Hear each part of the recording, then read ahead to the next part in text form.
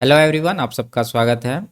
RRB NTPC 2019 का CBT 1 का maths का सॉल्यूशन कर रहे हैं, जिसमें 28 दिसंबर 2020 से 4 जनवरी 2021 तक जितने भी शिफ्ट में एग्ज़ाम हुए सभी शिफ्ट के सॉल्यूशन कंप्लीट हो चुके हैं और 5 जनवरी 2021 का पहला शिफ्ट का सॉल्यूशन भी कंप्लीट हो चुका है। इन सब का वीडियो प्लेलिस्ट में मिल जाएगा। आज के क्लास में 5 जनवरी 2021 का दूसरा शिफ्ट का सॉल्यूशन करेंगे। तो शुरू करते हैं। उससे पहले चैनल पर नए हैं तो चैनल को सब्सक्राइब कर दीजिए। आगे बढ़ते हैं। देखिए, इसमें इसका मान पूछ रहा है।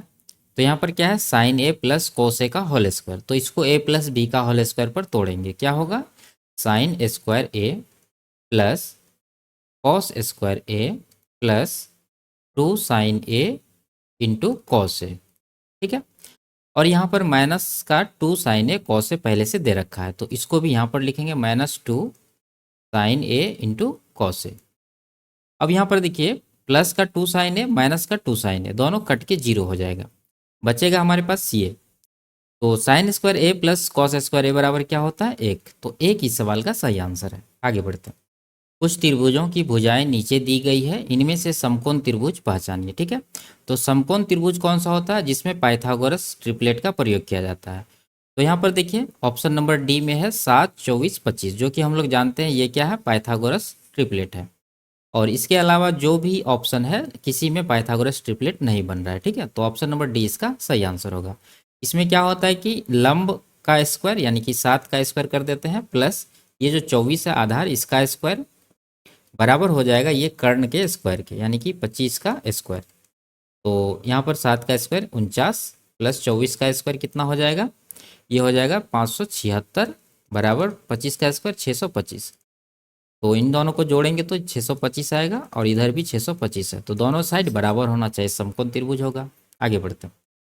एक समचतुर्भुज का क्षेत्रफल 96 सेंटीमीटर स्क्वायर है और इसके एक विकर्ण की लंबाई 16 सेंटीमीटर है। तो इसकी भुजा की लंबाई क्या होगी। ठीक है। तो हम लोग क्या जानते हैं कि समचतुर्भुज का क्षेत्रफल होता है 1/2 गुना पहला विकर्ण जो कि दिया हुआ है 16 गुना दूसरा विकर्ण। दूसरा विकर्ण नहीं है, पहले वो निकालेंगे, यानी कि D2 इसको लिखते हैं, बराबर जो क्षेत्रफल है 96 इसके बराबर करेंगे। तो यहाँ से 2 से कटाएंगे 8 बार में, 8 से इसको कटा देते हैं 12 बार में। ठीक है।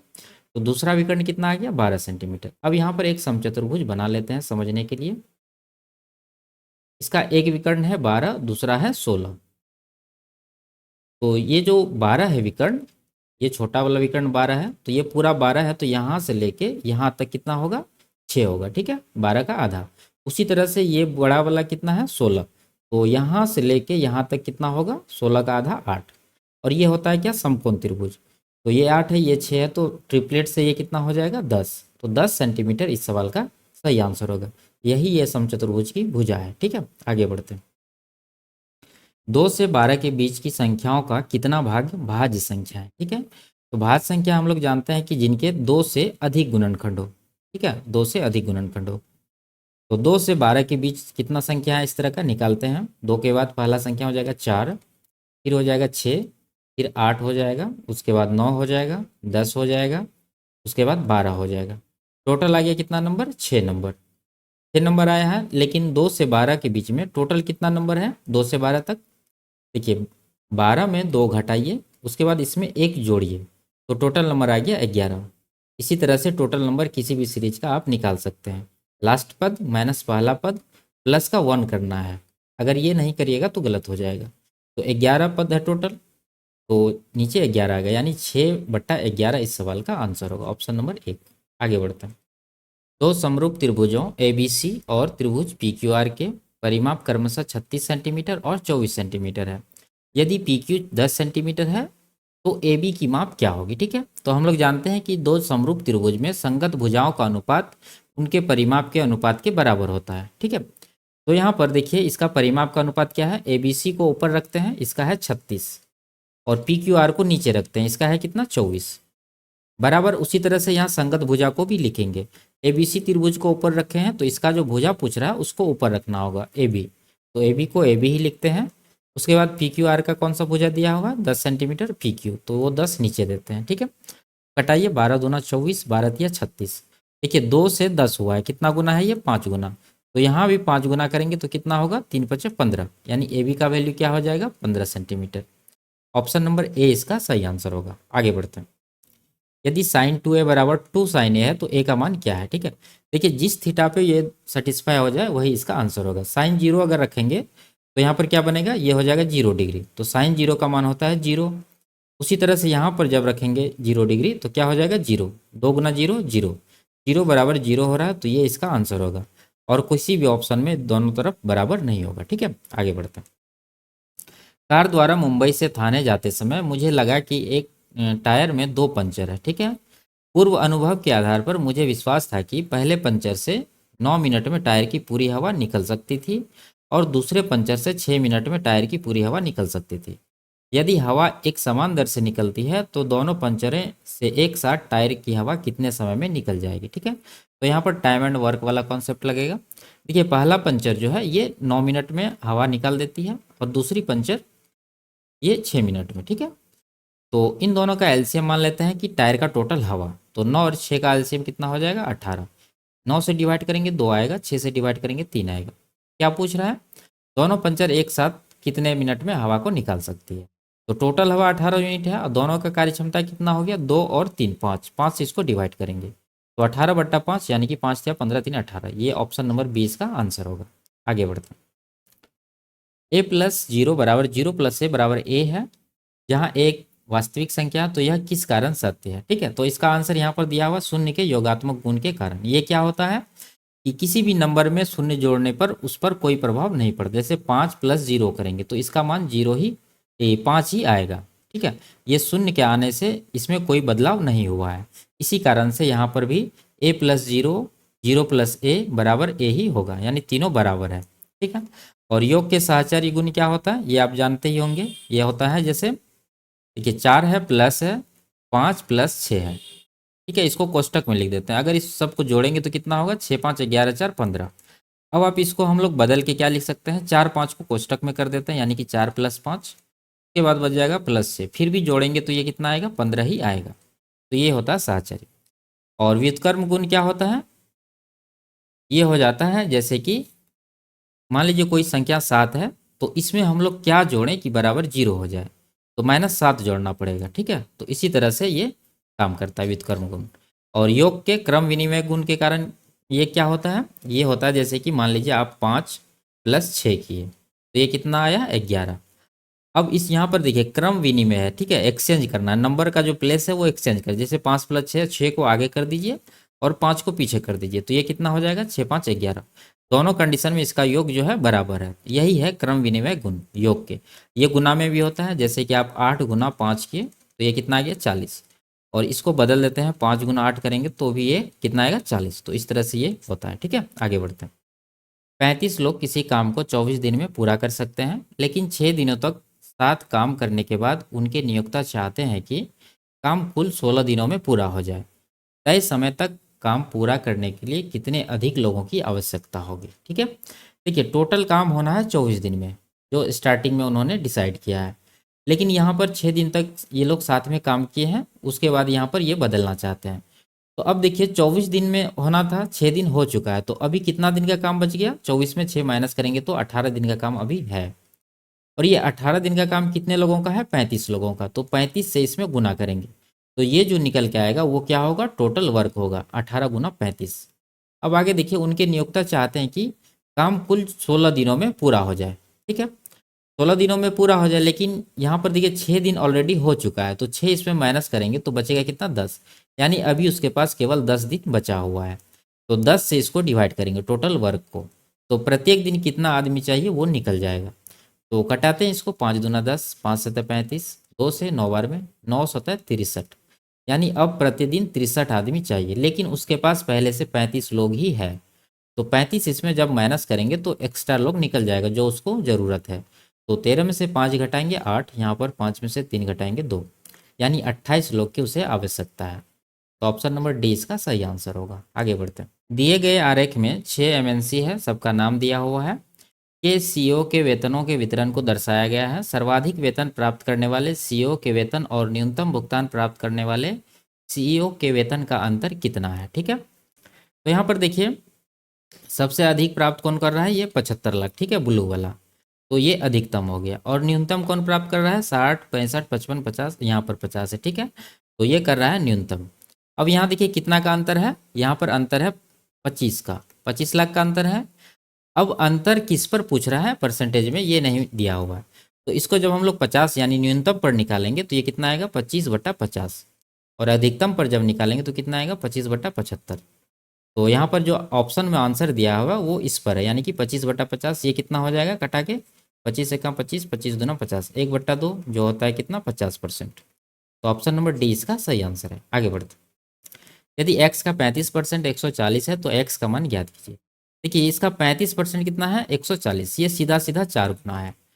तो x का मान कितना होगा? 100%। तो 100% का भी 4 गुना करेंगे तो ये कितना आ जाएगा? 400। ऑप्शन नंबर 2 इसका आंसर है। आगे बढ़ते, जब सूत्र का अर्थ प्रतीकात्मक है तो निम्नलिखित में से कौन सा विकल्प सही है? ए मिश्रधन है, पी मूलधन है, ऐसा ही साधारण ब्याज है। तो सिंपल सा हम लोग जानते ही हैं कि मिश्रधन बराबर क्या होता है? मूलधन प्लस ब्याज, यानी ए बराबर पी प्लस एस आई। ठीक है, तो ऑप्शन नंबर सी इसका आंसर है। आगे बढ़ते, यदि ये दिया हो तो ए और बी का मान पूछ रहा है। ठीक है, तो यहाँ देखिए 1/5√2 - 7 है, तो इसका परिमेयकरण करके नीचे वाला से रूट हटाना पड़ेगा।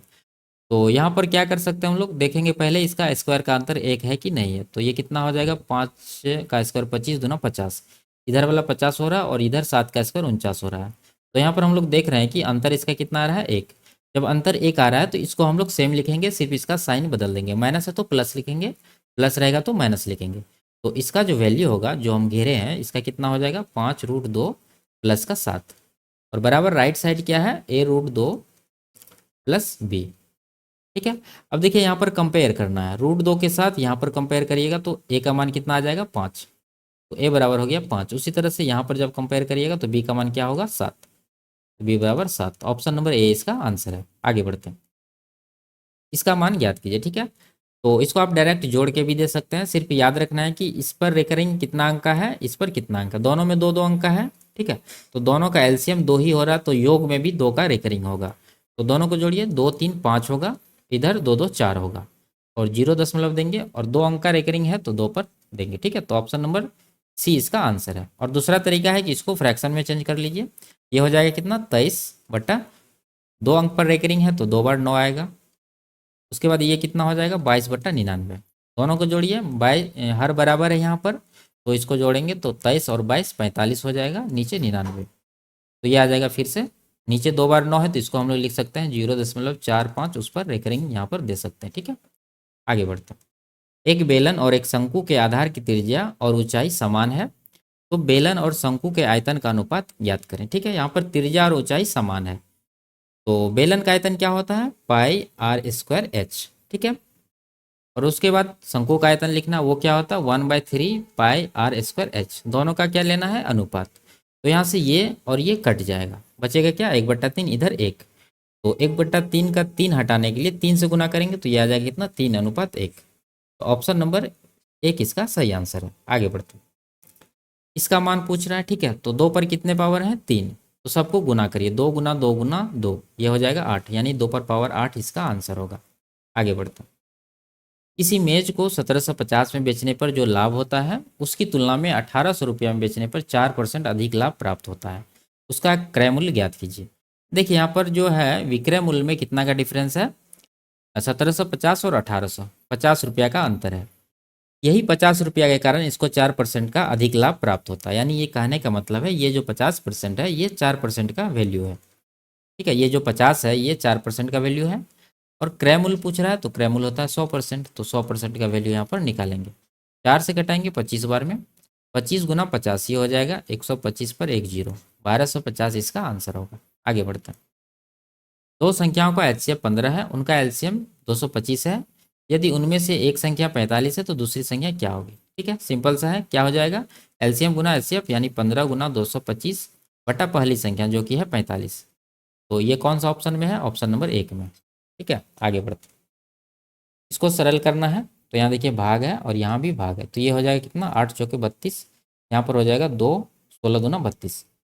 बीच में गुना है तो दोनों को गुना करेंगे तो 16 चौके 64 आएगा, प्लस में है, और यहाँ 72 भी प्लस में है, तो दोनों को जोड़िए, 4 2 6 और 7 6 13, 136 हुआ। इसमें 52 माइनस करना है तो 52 इसमें माइनस करते हैं तो कितना आ जाएगा? 4 हर्ट्ज, यानी कि 84 इसका आंसर होगा। आगे बढ़ते, यदि किसी गोले की त्रिज्या दोगुनी कर दी जाती है तो इस प्रकार बने नए गोले और वास्तविक गोले का आयतन अनुपात ज्ञात कीजिए। ठीक है, देखिए यहाँ पर त्रिज्या को क्या किया गया है, दो गुना, यानी कि रेडियस का जो अनुपात है वो हो गया है 1 से 2, दो गुना कर दिया है। तो इसका जो आयतन का अनुपात होगा वो क्या होगा, वो हो जाएगा 1 का क्यूब अनुपात 2 का क्यूब। ठीक है, तो यानी कि 1 अनुपात 8। यहाँ पर इसको इस तरह से समझिए, एक गोला है, मान लीजिए पहला गोला, उसका रेडियस है R1, तो यहाँ से इसका आयतन कितना हो जाएगा 4/3 पाई R1 का क्यूब। और दूसरा गोला है जिसका त्रिज्या है R2, तो इसका आयतन कितना हो जाएगा 4/3 इंटू पाई इंटू R2 का क्यूब। तो यहाँ से देख लीजिए 4/3 पाई इसमें भी है इसमें भी है, ये तो हमेशा कटना ही है। तो आयतन का जब रेशियो लेंगे तो हम लोग सिर्फ रेडियस का क्यूब करके लेंगे। ठीक है, अब यहाँ पर 1 अनुपात 8 आया, ऑप्शन में 1 अनुपात 8 है, ये नहीं होगा क्योंकि यहाँ पर देखिए नए गोले पहले है, तो नए गोले ये वाला है, दो गुना आयतन त्रिज्या जिसका है। ठीक है, तो 8 पहले आएगा और 1 बाद में आएगा, तो 8 अनुपात 1 इसका आंसर होगा। आगे बढ़ते हैं, कह रहा है इसमें ये किसके बराबर है। ठीक है, तो यहाँ पर 8m³ है माइनस n³ है, तो 8m³ को हम लोग एक साथ लिखेंगे, यानी कि इसको लिखेंगे 2m का होल क्यूब, और माइनस n का क्यूब, तो ये आ गया a³ माइनस b³ के फॉर्मूला पे, तो इसको तोड़ेंगे तो क्या होगा a माइनस बी, यानी कि 2m माइनस n। ठीक है, यहाँ पर लिखते हैं, उसके बाद क्या होता है a², तो a है 2m, 2m का स्क्वायर कितना हो जाएगा 4m का स्क्वायर, उसके बाद प्लस ab, यानी कि 2m गुना n, ये हो जाएगा 2mn, प्लस का b² यानी कि n का स्क्वायर। तो ये किस ऑप्शन में, ऑप्शन नंबर सी में, तो ये इसका आंसर होगा। आगे बढ़ते हैं, अमरजीत सिंह किसी कार्य को 5 दिन में पूरा कर सकता है, अपने पुत्र की सहायता से वह उसी कार्य को 3 दिन में पूरा कर सकता है, तो उसका पुत्र अकेले उस कार्य को कितने दिन में पूरा कर सकता है। देखिए अमरजीत को ए लिखते हैं, ये कर सकते हैं 5 दिन में, और अमरजीत और साथ में उसके सन को ऐसे लिखते हैं, ये दोनों मिलकर कितने दिन में करते हैं 3 दिन में, तो कुल कार्य 15 हो जाएगा, यहाँ पर 3 आएगा, यहाँ पर 5 आएगा। तो क्या पूछ रहा है, उसके पुत्र के बारे में पूछ रहा है, तो यहाँ से पुत्र का एफिशिएंसी निकाल लेते हैं। देखिए अमरजीत सिंह और उसका पुत्र का टोटल एफिशिएंसी 5 है, जिसमें कि अमरजीत सिंह का एफिशिएंसी 3 है, तो माइनस करेंगे तो उसके पुत्र का एफिशिएंसी आएगा कितना 5 माइनस 3, यानी कि 2 यूनिट। अब इससे पूछ रहा है कि उसका पुत्र कितने दिन में करेगा, तो इसका पुत्र का एफिशिएंसी 2 है, 2 से 15 को डिवाइड करेंगे तो कितना आएगा 7.5 दिन, यानी 7.5 दिन, ऑप्शन नंबर डी इसका आंसर होगा। आगे बढ़ते, 5 घंटियाँ एक साथ बजना शुरू करती है और वे क्रमशः 2, 4, 6, 8 और 10 सेकंड के अंतराल पर बजती है, 30 सेकंड में वे कितनी बार एक साथ बजेगी। तो कितने देर पर बजेगी ये हम लोग निकाल सकते हैं, इन सब का एलसीएम कितना हो जाएगा, ये हो जाएगा 120, यानी कि ये जो घंटियाँ हैं हमेशा 120 सेकंड बाद यानी 2 मिनट बाद बजती रहेगी।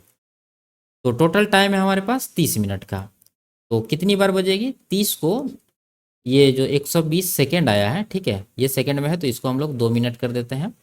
टोटल टाइम है 30 मिनट और जो इसका अंतराल है 2 मिनट का है, तो 2 मिनट से इसको डिवाइड करेंगे तो 15 आएगा, लेकिन 15 इसका आंसर नहीं होगा, इसमें एक जोड़ना पड़ेगा। ठीक है, तो ये हो जाएगा 16। इस तरह से देखिए, अगर मैं पूछूं आपसे कि 4 मिनट में ये कितनी बार बजेगी, तो आप सीधा 4 को 2 से डिवाइड करके नहीं लिख सकते हैं। देखिए पहली बार तो शुरुआत में बजेगी घंटी, उसके बाद 2 मिनट के बाद, जब 2 मिनट का टाइम बीतेगा तो फिर बजेगी, और फिर से 2 मिनट के बाद एक बार बजेगी, यानी देख रहे हैं आपकी 4 मिनट में ये 3 बार घंटी बज रही है, एक बार यहाँ यहाँ यहाँ, तो यहाँ पर एक ज़्यादा हो रहा है, तो उसी तरह से यहाँ पर आप कर सकते हैं। ठीक है, तो ऑप्शन नंबर 2 इसका आंसर है। आगे बढ़ते, निम्नलिखित में से किस स्थिति में त्रिभुज एबीसी और त्रिभुज पीक्यूआर समरूप होंगे। ठीक है, तो समरूप होने के लिए क्या कंडीशन है कि उनके संगत भुजाओं का अनुपात बराबर होना चाहिए, यानी तो उनके संगत कोण बराबर होना चाहिए। और भी नियम है लेकिन अभी इस पर देखते हैं हम लोग। देखिए यहाँ पर ऑप्शन ए में है ए बी, यानी पहला त्रिभुज का भुजा और दूसरा त्रिभुज का यहाँ पर भुजा। देखिए 2.5 का 2 गुना 5, यहाँ पर 4.5 का 2 गुना 9 और 3.5 का 2 गुना 7, तो यहाँ पर संगत भुजा का जो रेशियो है वो क्या है, बराबर है सब में, तो ये इसका आंसर होगा। आगे आप देख सकते हैं कि इसका संगत कोण बराबर है कि नहीं है। देखिए ए पी यानी 50-50 बराबर है, लेकिन दूसरा कोण यहाँ पर बराबर नहीं है, तीसरा कोण भी बराबर नहीं है, तो ये समरूप नहीं होगा। उसी तरह से इस तरह से आगे ऑप्शन भी आप छांट सकते हैं। ठीक है, आगे बढ़ते हैं। दिए गए ग्राफ से मार्च 2019 में इलेक्ट्रॉनिक वस्तुओं की एक दुकान द्वारा बिक्री किए गए अन्य उत्पादों की तुलना में बिक्री किए गए लैपटॉप और मोबाइल की संख्या का अंतर ज्ञात कीजिए। ठीक है, तो देखिए लैपटॉप कहाँ है यहाँ पर और मोबाइल कहाँ है यहाँ पर, तो लैपटॉप है 500 और मोबाइल है कितना 600, तो टोटल हो गया 1100। और अन्य उत्पाद इसके अलावा जो बचा वही हुआ, यानी कि 100 यहाँ पर है, ठीक है, और 300 यहाँ पर है, और लास्ट वाला ये कितना है 200। तो कितना हो गया 1 3 4 4 2 600। यही दोनों का अंतर पूछ रहा है, तो 1100 और 600 का अंतर कितना आ जाएगा 500। ऑप्शन नंबर डी इसका आंसर है। आगे बढ़ते, 10 पुस्तकों का मूल्य 560 रुपया है, तो ऐसी 56 पुस्तकों का मूल्य कितना होगा। ठीक है, सिंपल सा है। 10 पुस्तक का मूल्य इतना है, तो एक पुस्तक का निकालने के लिए 10 से इसको डिवाइड करेंगे यानी 56 आएगा। तो 56 का निकालने के लिए 56 गुना 56 करेंगे, तो ये कितना हो जाएगा, तो 56 का स्क्वायर ही करना है, तो ये हो जाएगा 6 के 36 बचा 3, 6 पंजे 30 दूना 60, 3 63 बचा 6 पचे 25 6 31, यानी 3136 इसका आंसर होगा। आगे बढ़ते, 0.4 प्लस इसका मान क्या होगा। ठीक है, जब डिवाइड करेंगे इससे इसको, तो ये यहाँ पर दशमलव बैठा देगा। ठीक है, अब इन दोनों को जोड़ना है, तो ये कितना आ जाएगा 0.804। Option number D. आगे बढ़ते हैं, निम्नलिखित को सरल करना है। ठीक है, तो यहाँ पर भाग है, यहाँ गुना है, तो पहले भाग वाला करना होगा। तो ये कितना आ जाएगा, यहाँ पर करते हैं 7/2 गुना, ये उलट जाएगा, यानी 2 ऊपर 5 नीचे, गुना 3/2 पहले से है। और नीचे वाला को भी कर लेते हैं, 7/2 है, भाग है उसके बाद लेकिन कोष्टक है, तो कोष्टक वाला पहले करेंगे, तो 5 या 15/4 होगा, भाग को गुना में बदलेंगे और उसको 4/15 लिखेंगे। ठीक है, और आगे क्या है, भाग है 5.25, इसको फ्रैक्शन में लिख दीजिए, ये कितना हो जाएगा, पॉइंट के बाद 25 है, 4 से गुना करेंगे तो पूर्णांक बन जाएगा, यानी कि 21/4 इसको लिख सकते हैं। तो यहाँ भाग है, आगे गुना में लिखेंगे और 21/4 को 4/21 करेंगे। अब यहाँ कटाएंगे तो आंसर आ जाएगा। तो कितना होगा, देखिए यहाँ पर 7/2 ऊपर है, नीचे है, काट देते हैं, उसके बाद 2 2 काट दीजिए। ठीक है, बचा कितना 3/5 4/15, तो यहाँ पर लिखते हैं 3/5, 4/15 ऊपर जाएगा तो ये 15/4 हो जाएगा, और गुना 4/21 पहले से है, 4 4 कटेगा, 5 या 15, 3 से 7 बार में, यानी कि 3 और 7, यानी 3/7 इसका आंसर होगा। Option number 1। आगे बढ़ते हैं, एक्स और वाई एक दूसरे के अनुक्रमानुपाती है। जब एक्स का मान 10 है तो वाई का मान 15 है। तो निम्नलिखित में से कौन सा युग्म एक्स और वाई के मानों के अनुरूप नहीं है। ठीक है, तो देखिए एक्स का मान 10 है और वाई का मान कितना है 15, घटाइए 5 दूना 10, 5 या 15, 2:3 आया है। अब ऑप्शन में हम लोग चेक करेंगे कि कौन सा संख्या का युग्म 2:3 में नहीं है। ये तो है, ये होगा। ठीक है, ये 15 20 है, तो 5 या 15 5 के 20, यानी 5 या 15 5 के 20, 3:4 आ रहा है, जो कि 2:3 के बराबर नहीं है। तो यही इसका आंसर होगा, क्योंकि नहीं वाला पूछ रहा है। ठीक है, बाकी आगे भी चेक कर सकते हैं, ये भी कितना है 4 दूना 8, 4 12, ये भी 12.5 दूना 25, और 12.5 या 37, ये भी 2:3 में है। ठीक है? आगे बढ़ते हैं, एक 100 मीटर चौड़ी सड़क के दोनों ओर समान ऊंचाई की 2 दीवारें हैं। सड़क पर किसी बिंदु से दो सीढ़ियों दोनों दीवारों पर इस प्रकार रखी गई है कि उन बिंदु से दोनों दीवारों के शीर्ष का उन्नयन कोण 60 डिग्री और 30 डिग्री है। तो दोनों में से लंबी वाली सीढ़ी की लंबाई कितनी होगी। ठीक है, तो बनाते हैं इसको, एक दीवार सड़क है, ये कितनी चौड़ी है 100 मीटर, और मान लीजिए यहाँ पर सीढ़ी रखा हुआ है और दोनों तरफ दीवार है, और दोनों दीवार की ऊंचाई समान है, यह सवाल में कह रहा है। ठीक है, अब यहाँ पर देखिए, यहाँ से सीढ़ी जब इधर लगाएंगे इस दीवार की ओर तो इस तरह से लगेगा, और जब इस दीवार की ओर लगाएंगे तो इस तरह से लगेगा। यहाँ पर क्या कह रहा है कि उनके उन्नयन कोण 60 और 30 है, तो ये वाला 30 होगा छोटा, क्योंकि ये जो है यहाँ से ज़्यादा दूर है ये बिंदु, और ये बिंदु इसके नज़दीक है, तो यहाँ पर कितना होगा 60 डिग्री का कोण बनेगा। ठीक है, तो ये 30 है तो ये 60 होगा, यहाँ पर ये 60 है तो ये 30 होगा। तो इसमें लंबा सीढ़ी ये वाला होगा, तो इसका हम लोग देखते हैं इस त्रिभुज में। वैसे तो दोनों निकालना होगा तब जाके आएगा वैल्यू। अब यहाँ पर देखिए 30 के सामने 1 होगा, 60 के सामने √3 होता है, और यहाँ पर क्या है 90, 90 के सामने कितना होता है 2 होता है। उसी तरह इसमें भी 30 के सामने 1 और यूनिट, और 60 के सामने √3, ठीक है 3 है, और यहाँ पर 90 है, 90 के सामने कितना हो जाएगा 2 हो जाएगा। अब यहाँ पर देखिए दोनों में रेशियो बराबर है, लेकिन बराबर नहीं करना है, क्योंकि यहाँ जो दीवार का ऊंचाई है दोनों बराबर है, सवाल में ऐसा कह रहा है, लेकिन यहाँ हम लोग जो रेशियो लिखे हैं, एक में √3 है, एक में 1 है, तो इसको क्या करेंगे √3 से गुना करके इक्वल करेंगे। जब एक रेशियो में √3 से गुना किए हैं तो सभी में करना पड़ेगा, नहीं करेंगे तो गलत हो जाएगा। तो ये √3 गुना √3 कितना आ जाएगा 3, और इसको भी करना पड़ेगा, ये हो जाएगा 2√3। ठीक है, अब देखिए यहाँ पर यहाँ से लेके यहाँ तक का कितना दूरी है रेशियो में देखेंगे 1 यूनिट यहाँ पर है और 3 यूनिट यहाँ पर निकला है ये वाला, तो 3 1 4 यूनिट। इसी 4 यूनिट का वैल्यू ये 100 के बराबर होगा, 100 मीटर। ये कितना गुना है? 25 गुना। क्या पूछ रहा है? सीढ़ी की लंबाई, तो लंबा वाला सीढ़ी ये है, तो इसका वैल्यू कितना होगा? इसका भी 25 गुना करिए, तो 25 गुना 50√3 इसका आंसर होगा, ऑप्शन नंबर 2। आगे बढ़ते हैं। दिए गए ग्राफ में 6 शहर हैं, ठीक है, ABCDF में पुरुष एवं महिला बेरोजगार युवाओं की संख्या दर्शाई गई है।